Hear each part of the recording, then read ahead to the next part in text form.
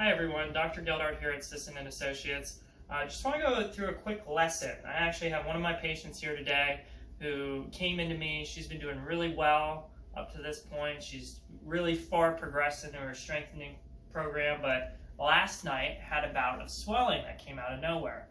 Well, for those of you that live in the Montrose area, last night there was a pretty big storm that came through. So what I kind of told my patient here is that weather changes actually can have effect on your swelling. The reason is when you get a system that kind of comes through, any type of storm, it's a low pressure system. So when that happens, there's not as much pressure pushing on the tissues. The atmosphere has pressure naturally that pushes against the tissues and limits that swelling. So anytime you get a storm, right, the pressure drops, and thus the pressure surrounding the leg or any joint really decreases. It allows that swelling to kind of come back a little bit.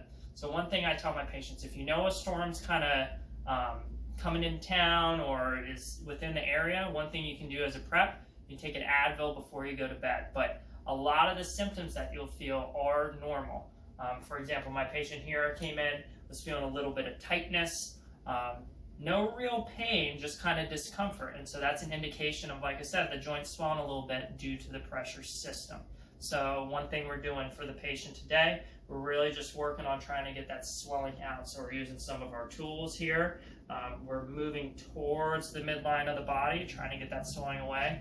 We're also doing nice diffuse broad strokes here, just to try to get any sort of inflammation out of that area. So this is just a quick lesson just to let you know that storm pains, anything that's due to weather changes is normal, and it doesn't have to change your plan of care. You can still be on a good route, and it's nothing to worry about.